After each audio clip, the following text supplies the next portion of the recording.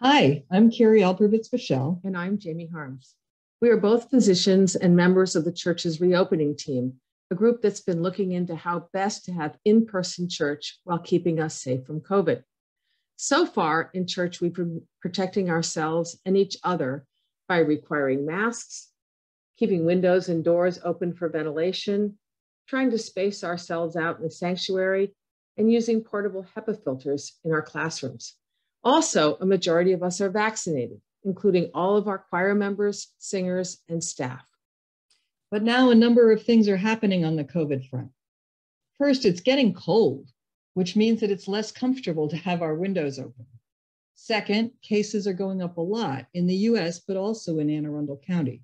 It's happening in good part because of the cold. We're sharing more air because we're indoors more. And third, Omicron is coming our way. We know it's much more contagious even than the Delta variant, which means each person who gets it, even if they don't feel sick, is going to spread it to more people. Also, we've learned over the last 20 months that there are a number of people who are at higher risk of getting COVID and for getting really sick from COVID. And it's not just those of us who are over 65. It's also those of us who have certain medical conditions, like uncontrolled diabetes, like lung problems, like taking arthritis medicines that decrease the immune defenses. And even being a little overweight increases the risk.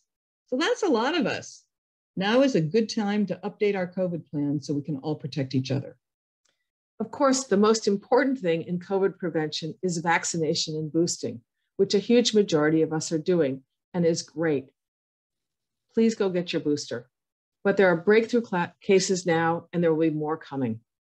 Beyond vaccinating, COVID prevention is all about limiting the opportunities for viruses to accumulate in the air we breathe in.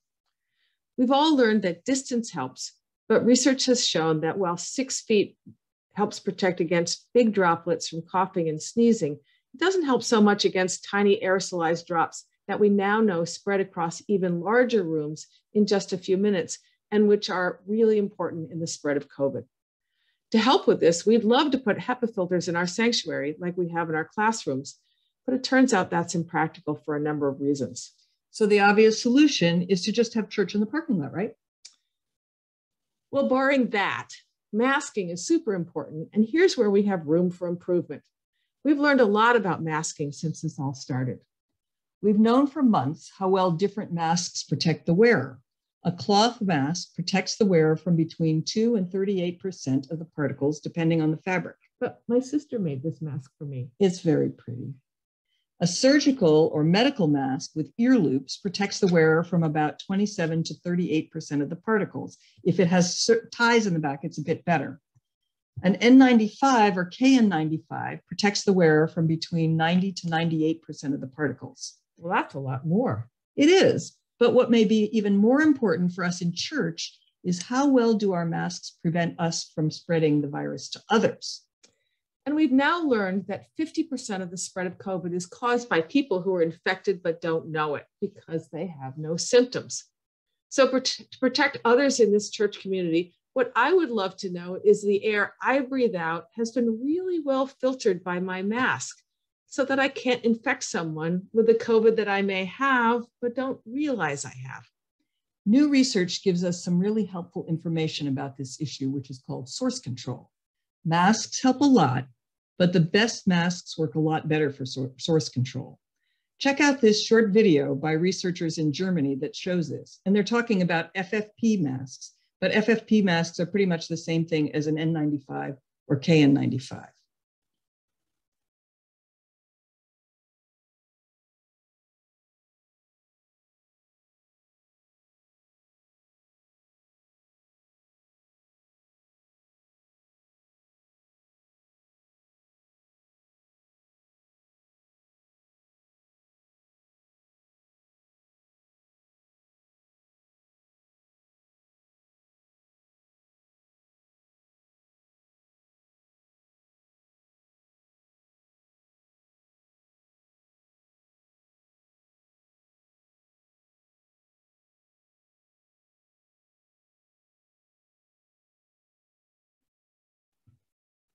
So to protect ourselves, but more importantly, to protect each other, the best mask is a tight-fitting N95 or KN95.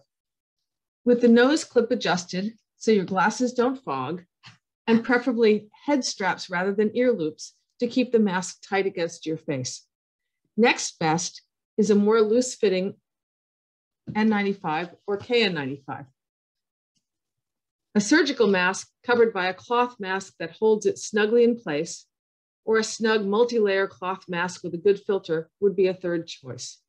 Lesser masks protect less, and a mask that lets your nose or mouth peek out doesn't protect at all.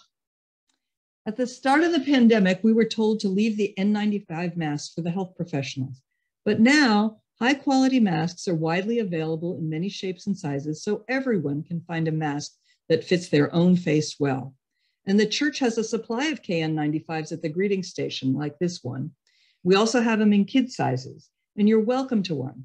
Remember, you don't need a new one every day. Current thinking is that you can use the same one for about 30 to 40 hours, as long as it isn't visibly dirty or wet. Actually, we're looking into getting some cool ones with the church logo on them, so stay tuned. Thanks for watching. See you in church.